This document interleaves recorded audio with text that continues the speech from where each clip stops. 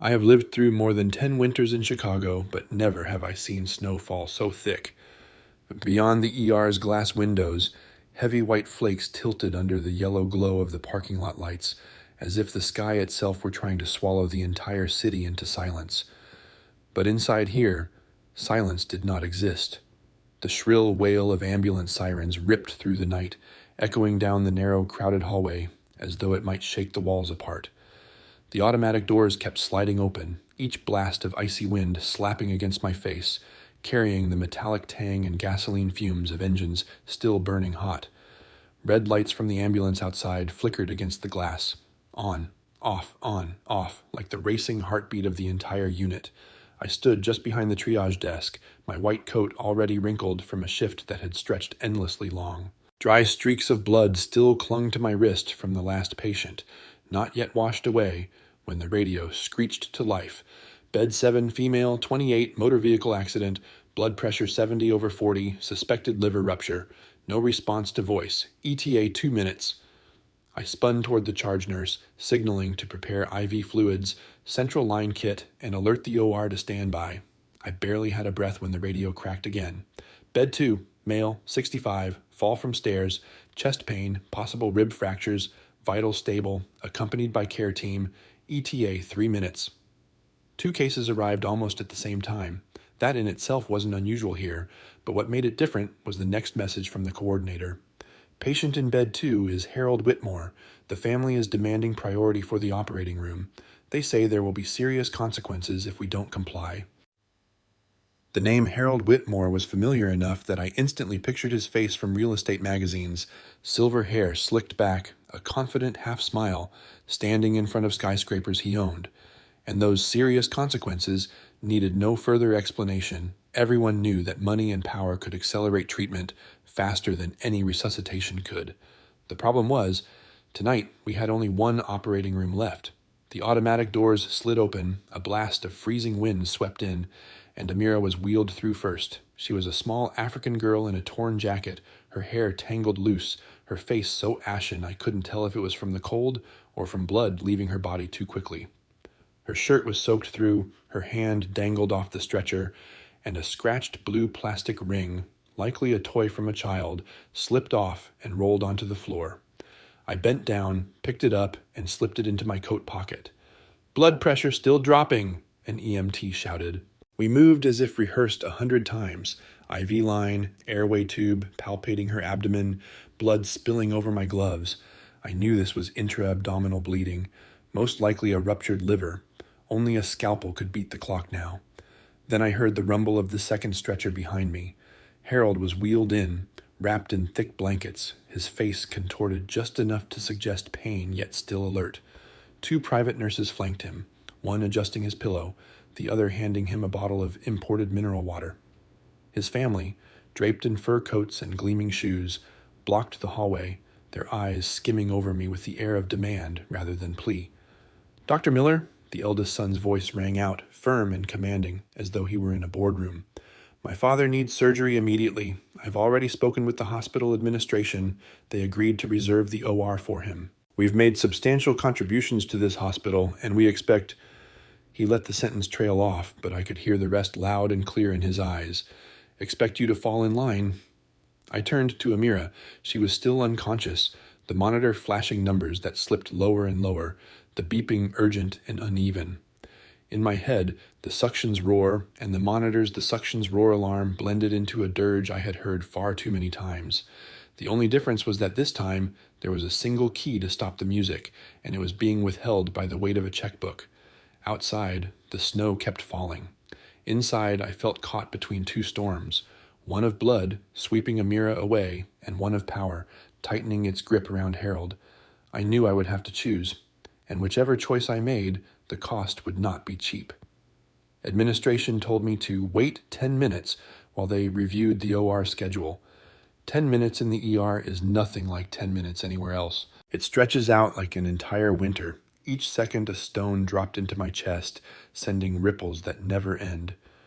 I stood between the 2 stretchers, Amira, 28, on one side, and Harold Whitmore, 65, on the other. 2 worlds less than 3 steps apart, yet separated by a distance beyond imagination.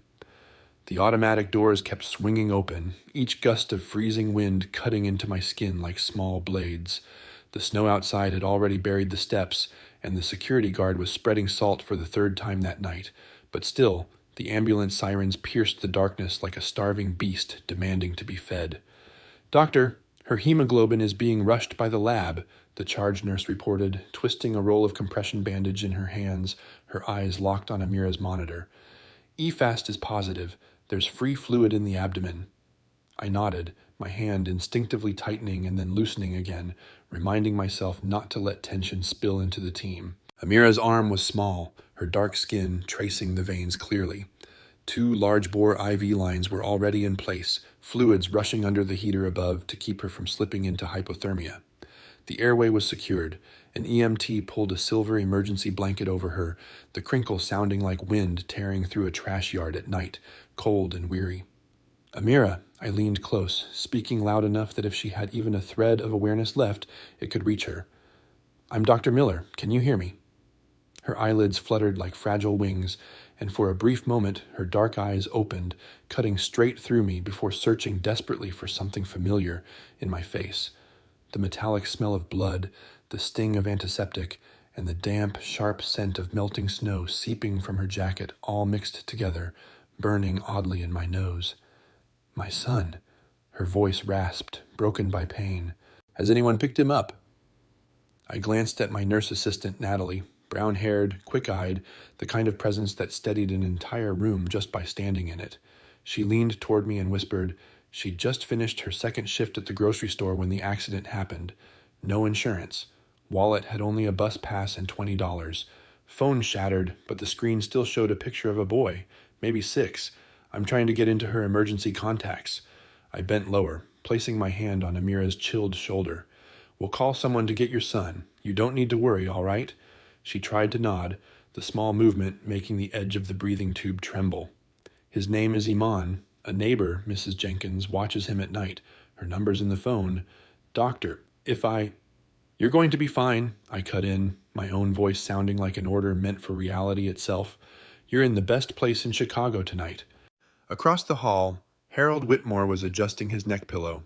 His 2 private nurses flanked him, one smoothing the dark silk scarf across his chest, the other twisting open a bottle of imported water with a soft snap. His wife, draped in a beige fur coat, her perfume faint with citrus, spoke in a voice not loud, yet sharp enough to slice through all the noise of an ER. "Darling, I already texted Emma in Palm Beach that we might arrive a day late. I hope the forecast still looks good for next week." Dr. Miller," the eldest son, his watch flashing on his wrist like an exclamation mark, called out to me, his voice the same one that had likely closed countless real estate deals. "My father is in a lot of pain. We've already spoken with the board. They guaranteed the operating room. All you need to do is your part." I didn't stop at his father's stretcher, but my eyes and ears caught every shard of his words, scattering across the floor like broken glass. "Thank you," I replied briefly, keeping my tone neutral. "We're waiting on final instructions from administration." "You should remember," he added with a smirk, "this isn't just a patient.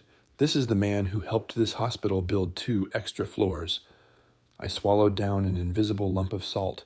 In my mind, an image of my mother flickered suddenly, like an old film reel jammed into the projector. She had worked as a cleaner at a hotel on the city's edge. Her hands were always cracked from bleach, her nails chipped from dragging thick bed sheets. In the winter nights, she came home wearing a worn-out knit cap and a faded cotton scarf, bringing with her the cold wind and the sharp scent of disinfectant that filled our tiny apartment. I remembered the time she collapsed at the doorway after a long shift. I was a high school senior, holding her up, listening to her ragged breath, my chest swelling with something that was sorrow, anger, and helplessness all at once. The same feeling now returned, raw and sharp, like the sting of antiseptic under my nose. Natalie held out a phone screen toward me. I got into her emergency contacts. There's a number. Ms. Jenkins, upstairs neighbor. Should I call? Do it. I glanced at the wall clock. 11:14 p.m. 10 minutes of waiting had already ticked down to 4. "And page the hospital's social services team, see if anyone's on call." Natalie nodded and stepped back into the corner, fingers dialing quickly. I turned back to Amira, pressing lightly over her abdomen, rigid as wood, tender to touch, every sign screaming internal bleeding. The heater hummed overhead, blowing dry hot air, while the monitor traced a rising heart rate and blood pressure, drifting like a fragile boat in a snowstorm. "Dr. Miller," the radio crackled. "House supervisor here. Administration is still in session. Please maintain current status. The operating room is being reserved for patient bed 2. We'll update in 5 minutes." I closed my eyes for a second, not to pray, but to keep the panicked animal inside me from breaking loose. "Copy," I answered curtly, gripping the pen in my pocket until my fingertips burned numb. Between the calculations of donations, lawsuits, and liability, there was always one variable that refused to fit neatly into any box: the dwindling time of a body leaking blood. "We'd like a light dose of morphine for Mr.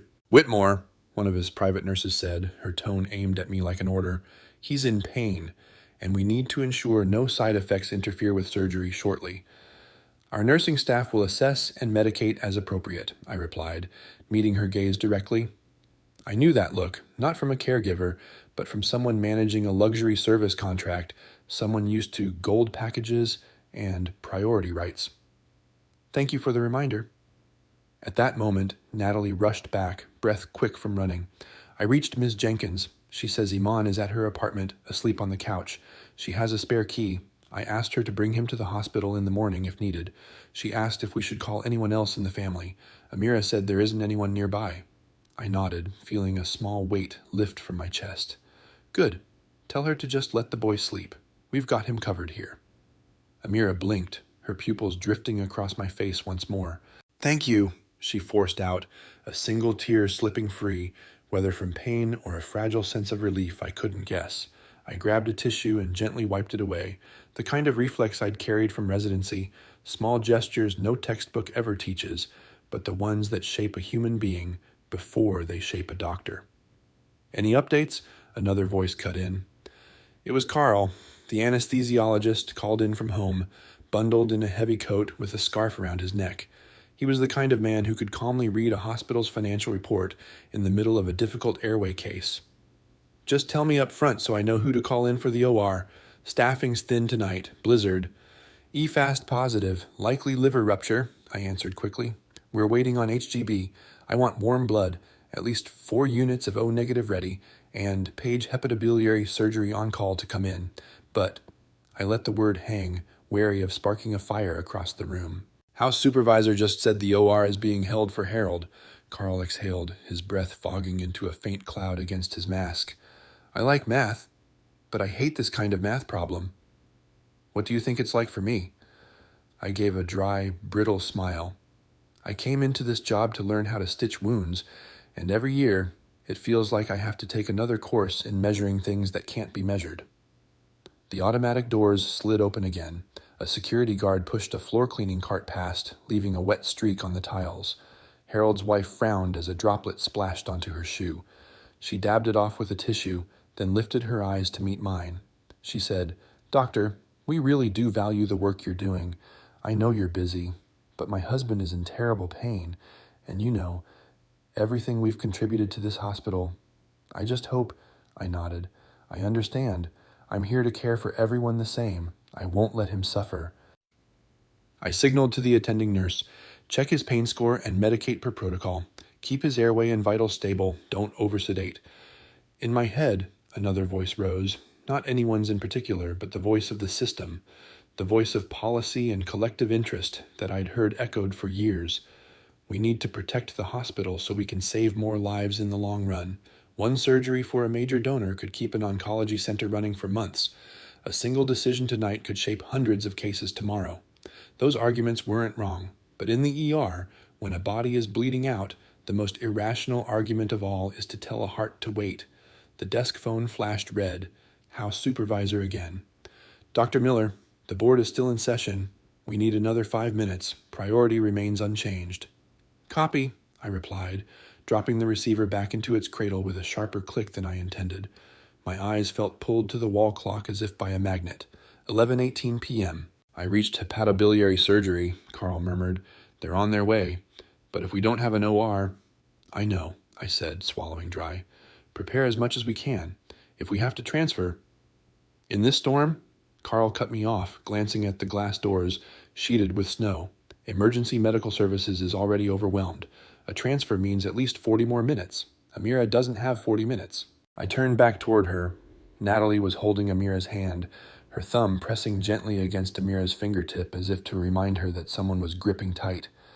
At the head of the bed, Amira's shattered phone sat in a plastic pouch, its background image a little boy grinning wide in a red hoodie, his two front teeth slightly apart. Behind him was a small park on a sunny day, the boy raising an empty paper cup as though it were some grand trophy. My chest clenched in that old, familiar way, the same feeling I had the day my acceptance letter to medical school arrived, when my mother hugged me and wept. And I stood frozen, too afraid to cry, hiding the fear that this path might turn me into someone unrecognizable. "I'm here," Natalie whispered into Amira's ear. "Can you hear me? You're doing so well. Iman is safe. Just breathe with me. 1, 2, that's it." I leaned in, speaking into the radio. "Call the blood bank. I want leuko-reduced packed red cells, warmed, ready to transfuse. Have a chest tube kit on standby if needed. Prep a second central line. Keep active warming measures. Page the OR again for an update." "Already called," the charge nurse answered. "They said 5 more minutes." 5 more minutes, I muttered to myself. In the ER, 5 minutes is like trying to hold your breath underwater. You can manage it first, but by the 4th minute your chest is burning. By the 5th, you explode back to the surface, gulping air so hard it hurts your throat, knowing you survived only on instinct. Harold groaned softly. "My back," he said, his voice smooth and heavy like damp wind. "I'm not used to this mattress. At Vail, the hospital had gel mattresses, much softer." "We'll add padding," the attending nurse said politely, as accustomed to such comparisons as she was to slipping on gloves each day. "Take a deep breath for me. Good." The eldest son looked at me again. His eyes carried the confidence of someone who had won too many times to believe the game could go any other way.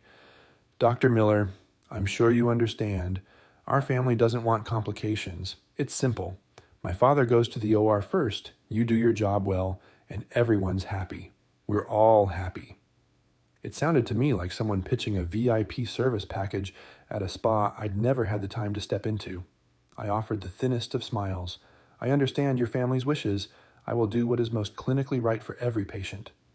For a few suspended seconds, the real estate tycoon, the young working woman, the wealthy son, the nurse with worn shoes, the anesthesiologist wrapped in a scarf, the house supervisor on the line, all of them seemed frozen together in a slow-motion photograph. I could hear the clock ticking, the dry tap of snow against the glass, the faint squeak of shoes skimming across the wet floor, the monitor's beep for Amira, faltering and then settling back into rhythm. A single minute in the ER could hold an entire lifetime. The phone rang again. I yanked the receiver so hard my hand ached. "Miller here. House supervisor. The board is still deliberating. We need another 5 minutes." This time I set the phone down more gently, not because I was calmer, but because I feared if I didn't, it would shatter, and everyone would see the cracks spreading inside me. I turned back to Amira. "You can still hear me, right?" Her lashes clumped together with sweat as she blinked. She rasped, "Doctor, if I don't tell Iman, I was just trying to work, to save up, to buy him soccer shoes." I drew in a long breath. "You will tell him yourself," I pointed to Natalie. "She'll help you record a voice message for Iman, just in case, so he can hear your voice whenever he misses you. But I need you to believe me. We will not let that just in case happen if there's any way to stop it." Natalie looked at me, then understood immediately. She opened the voice recorder app on her phone, held it close to Amira's ear. "Go ahead. It doesn't have to be long. Just talk like you would to your son." Amira struggled, each word slipping out in fragments. "Iman, it's Mama. Be good. Sleep well. Tomorrow. Ms. Jenkins will bring you. I love you. Love you so much." Her voice broke on the word love, and I caught Carl turning away, pretending to busy himself with a tray of instruments, as if keeping his hands occupied was the only way to keep his face from betraying him. I spun toward the counter. I poured a cup, drank deep, the cold water flooding down and cooling a fire that had been burning raw inside me. In the corner, another patient coughed violently, a child wailed, a man pleaded over the phone in Spanish. Life, even fractured, kept rushing past us like a muddy river that never once considered stopping. "Doctor," Carl's hand landed on my shoulder, light but heavy. "If the OR doesn't open, what do we do?" I met his eyes. Some questions don't need words. I only nodded, my jaw tightening until my temples ached. "Prepare everything. I can't wait much longer." A white coat appeared in the doorway. The hepatobiliary surgeon, Dr. Park, small in stature but every step firm. "Status?" she asked bluntly, tugging on her gloves. "E-fast positive. Blood pressure unstable. Still waiting on HGB," I said quickly, steadying a tray. "Or, only one left," she cut in, her voice as flat as a weather report, "and I've already heard the name Whitmore." We looked at each other. In that few-second exchange lived an entire ecosystem we'd built over years, habits, compromises, honesty, and the fears we all quietly carried.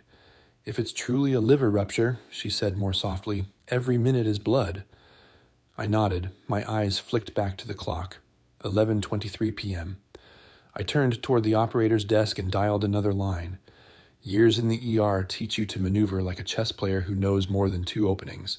I called risk management. I spoke quickly. Amira's clinical risk, the positive EFAST, the signs of hemorrhagic shock, the ticking clock. On the other end, I heard pens scratching, someone's breath catching, someone else saying, "We understand." "What's your recommendation?" they asked. "I recommend shifting OR priority to bed 7, right now." For a few seconds, only the storm battered against the glass. Then, "We'll convey this to the board."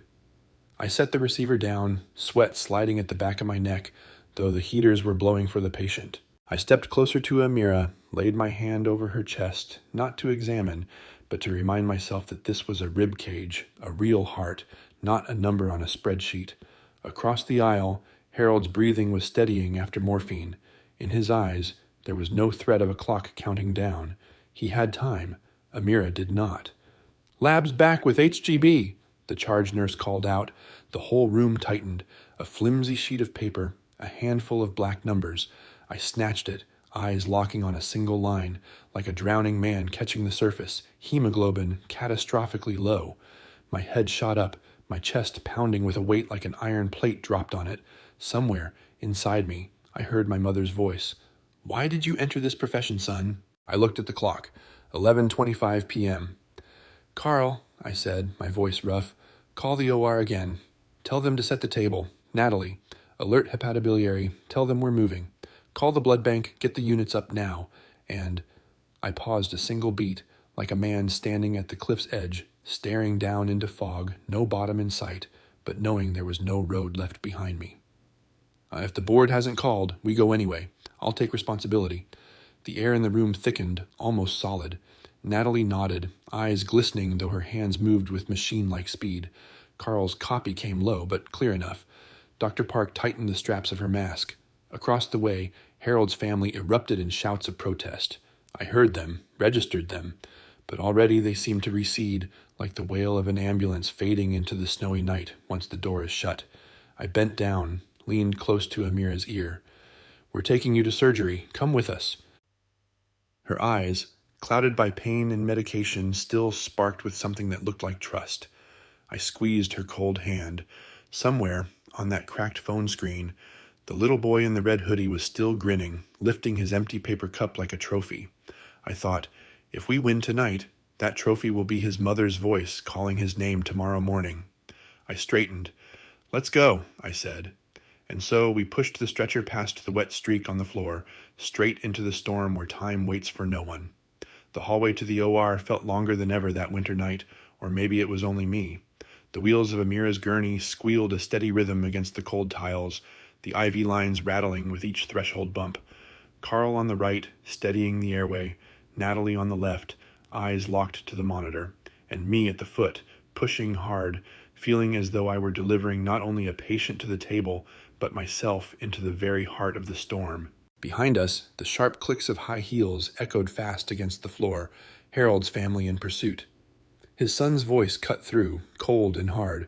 "Dr. Miller, you're breaking the law. We will sue." I didn't turn back. Their shouting echoed down the stark white hallway.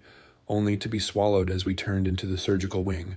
Here, the air changed completely, the sharp tang of antiseptic stronger, the neon lights so bright they revealed every speck of dust drifting in the air.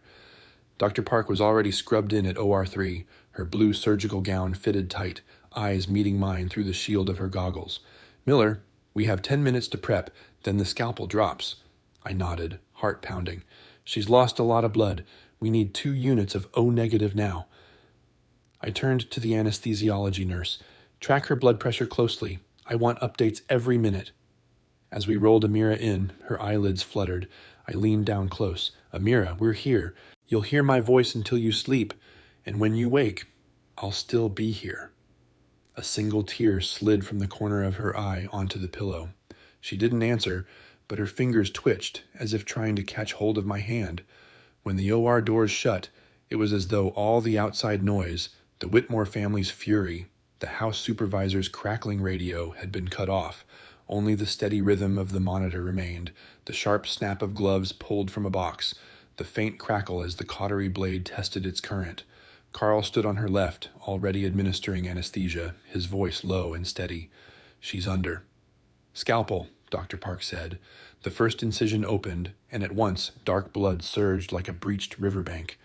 "It's the liver," she confirmed, urgent but composed.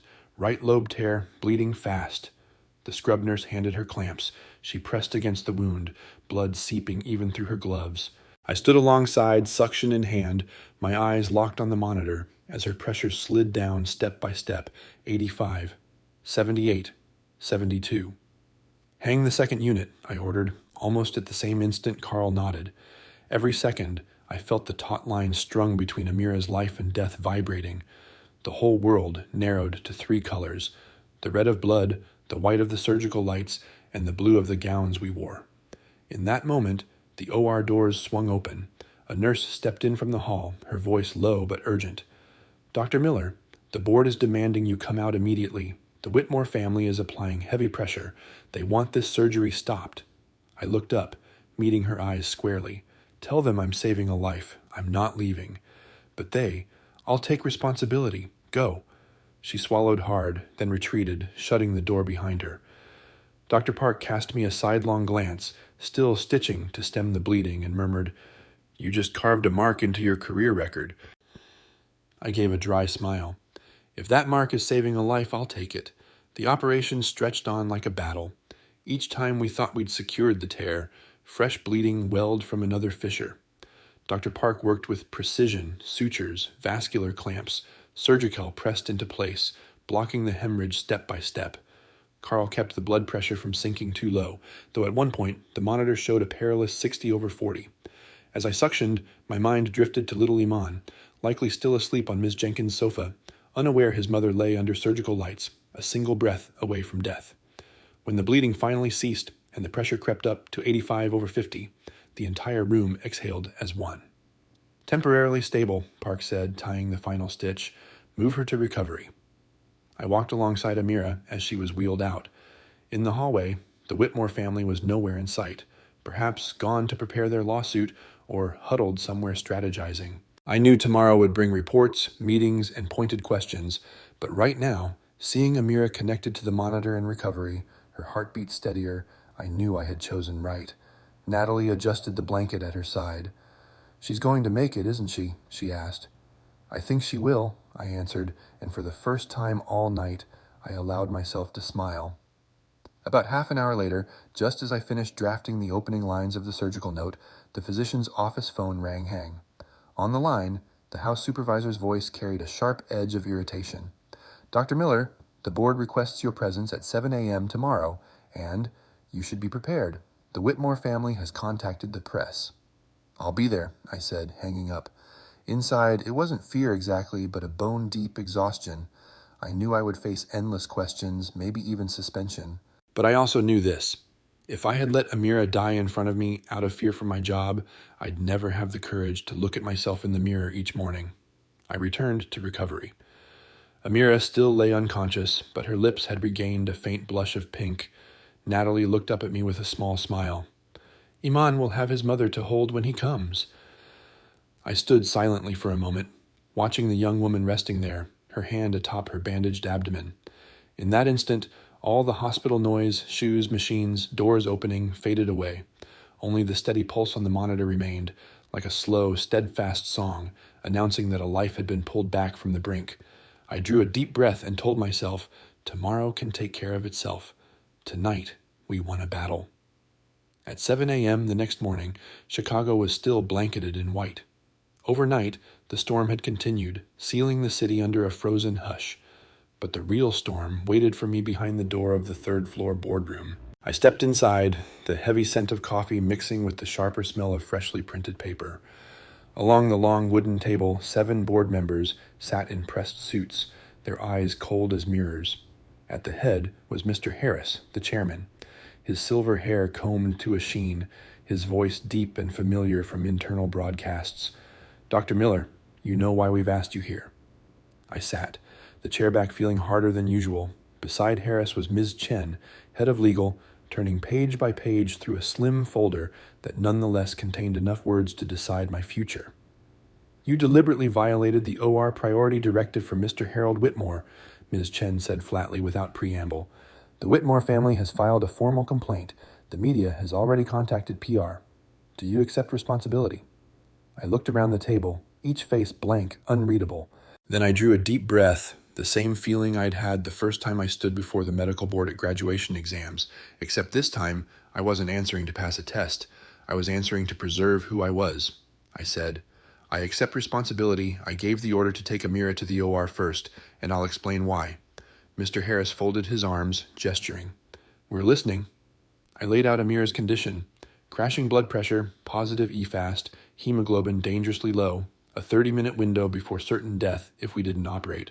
I pointed out that Harold, by contrast, was stable, alert, his vitals steady. He could safely wait without immediate threat to life. "I don't distinguish between rich or poor patients," I went on, my voice low but firm. "But when one person is dying right in front of you and another can wait, the duty of any doctor, my duty, is to prioritize the one with less time. If that is wrong, then I need to know where it is written, in the oath we all swore when we entered this profession, that we should do otherwise." The room fell silent. The ticking of the wall clock sounded like my own heartbeat, steady and exposed. A few members glanced at one another. 1 or 2 lowered their eyes, as if to avoid meeting mine. Then, Dr. Turner, retired but still seated as an advisor, cleared his throat and said plainly, "I've been where you are, and I'll tell you this, you did the right thing." A faint smile touched the corner of his mouth, and for me, it was as if someone had just lifted a stone from my shoulders. Mr. Harris sighed and set his pen down on the table. "We're not escalating this to disciplinary action, but Miller, you'll need to file a detailed report to protect both yourself and the hospital in case of litigation. And, next time, if you have to break protocol, let us know before you do." I nodded. "Understood." A few days later, Amira woke up. I went to the recovery ward that afternoon, winter light slanting through the window and warming her honey-colored skin. She opened her eyes, blinking a few times before recognizing me, then her trembling hand reached for mine. "Thank you," her voice rasped, faint but clear. Before I could respond, the door burst open. A little boy in a red hoodie, Iman, stepped in, his small hand gripping Ms. Jenkins's. His wide eyes were caught between fear and joy. Amira smiled, tears spilling down her cheeks. Iman rushed into her arms, burying his face against her shoulder. "I missed you, Mama." The words were soft as breath, but they burned the back of my eyes. I stepped back, giving them the moment that belonged only to them. As I turned toward the door, I heard the boy whisper, "Thank you, Doctor." I didn't turn back, only smiled, because I knew that the choice I made that night had not only saved a life, but preserved what mattered most, the heart of a physician, even within a system heavy with pressure and inequity. I walked into the hallway, where the white lights still flickered and the ambulance sirens wailed again in the distance. Another case was waiting, and I would keep moving forward, with the belief that as long as one person still chose to do the right thing, this system still had hope.